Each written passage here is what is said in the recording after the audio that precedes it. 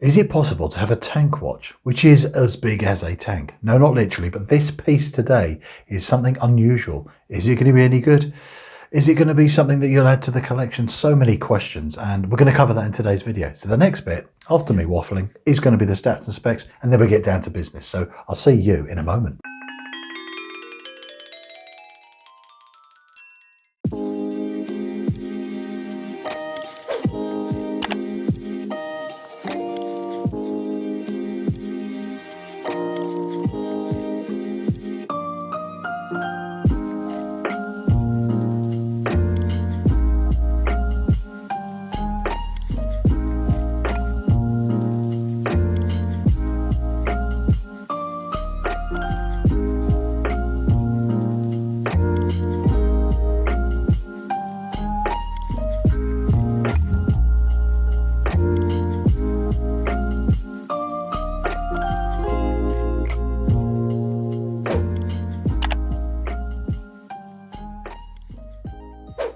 So SONER translates as sons, and the whole concept behind this is a watch that you can pass on to your kids when you're dead. I'm sorry to be mean, but I think if I had grandkids and they inherited this, they might be a bit disappointed it wasn't an elegant little Patek Philippe or a slim little Rolex from days gone by. No, I don't think they'll be expecting something quite as chunky as this, unless they are enormous.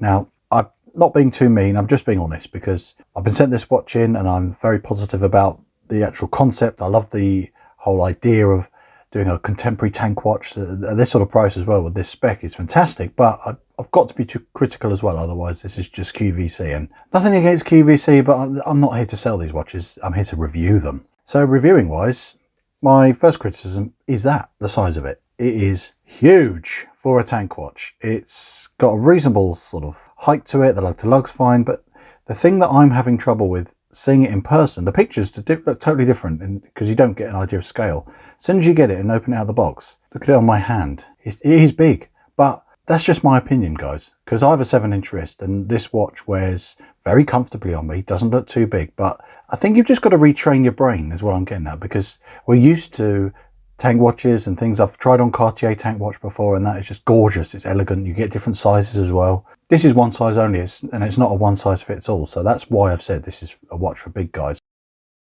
or ladies. Be quite a large lady to pull this off, but who am I to judge? I think it works a lot better on this Milanese mesh. I really think it does. I think the chunkiness of this padded leather just takes it to a different dimension. I think it really does make it look a bit bulky, and it's quite stiff, and this will bed in, but I do like the fact it's branded, has deployant. It's got an element of classy luxury there, which is nice. Now remember, if any of your watches you don't like the standard straps that come with the piece, such as the padded leather on this one or the Milanese mesh as well on the other piece we've shown here, don't forget to check out my store. Just thought I'd slip that in there. And for a tank watch weighing nearly 140 grams, that's quite heavy. That's, you know, sports dive watch territory with a bracelet, 40mm, you know, case-size dive watch automatic. Criticisms as well, other than what I've said already about how dramatic these side slabs are, the rest of the design is pretty traditional tank watch. I think the dial options, my favourite is the emerald green. These are quite monotone or neutral, black and white, it's great, but I really love the emerald green. I just think that's very Art Deco. This is an Art Deco inspired watch. It's the architecture. You see these slab sides with this extra detail on the side of the case. It just reminds me a little bit of those buildings you get, especially New York City. I've been there and I just love the buildings. Beautiful. And wait, is this possibly a new genre of watches we could come up with? Building inspired watches. This makes that kind of grandiose statement. It's weird. It's a tank watch that's just actually trying to get your attention rather than being something a little bit more elegant and gentlemanly. This is a statement piece. So as it's a Kickstarter watch, there will be a few minor changes, but there's not that many, to be honest with you. You'll see when you go on Kickstarter, if you follow the link, a few little tweaks. I mean, the main one I've seen and found is the water resistance. This says 5 ATM, but it says 100 meters on the Kickstarter. You do keep the Swiss C3 Super Luminova. You get the 9039 movement. Inside, I've timed them both. They're both running almost exactly the same, and they are better than the stated tolerances that they give. You get curved sapphire, which is really nice. I love that prisming effect you get there. That's cool. And it's clear AR as well, so it's still legible. So it's actually a watch. If you put it on a strap like this, you could wear it all the time. Now, would you wear this watch on the beach? I doubt it. I think all the sand would scratch all those polished surfaces very much. Being the high polish versions, which these both are, these will be scratch magnets. And having so much polished surfaces on the face of the watch, they are going to easily pick up scratches. And you will get a sign crown. These are sterile at the moment. This is just an introduction to this, to get you guys, I'm doing SONER a favour really. They've sent these over, I'm going to send them back. I like to support micro brands and share what someone's come up with. Someone out there has thought, I want to create something. They've got Art Deco inspiration. That is an era of design which I love, but I think they could go to town on that. I think, again, going back to ideas and criticisms, I think dial-wise, they can go to town on this. They go with the concentric patterns, have something in the middle, just sort of changing as it goes out. Not a fume dial, more something with a pattern. Make the hands a bit longer, because I know it's tricky with a tank watch because you've got the unusual shape, but I think the hands could be a bit more punchy. These are just ideas. I'm just thinking out loud really, guys. But what do you guys think? I'm sure the owner of this brand is going to very much be wanting to read all your comments, apart from hearing mine, of course.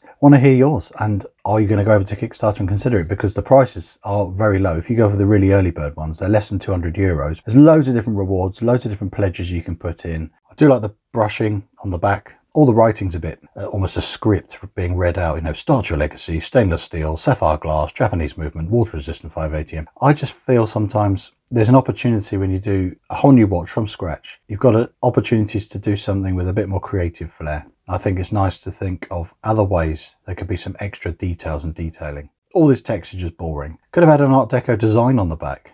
Oh, I'm so creative today. And I really like the fact it's got a high beat Miyota, a 9039. There's no ghost position in here. You've got really nice smooth hand winding, really reliable movement. There's no noticeable rotor wobble in this movement. It's a lot more refined than the far cheaper Miyota movements out there. And it's a high beat and it's running really well. And what more could you ask for? It's fantastic at this sort of price. So what do you think? If you've made it to the end of the video, you like this watch enough to hear me carry on waffling. I think it's great.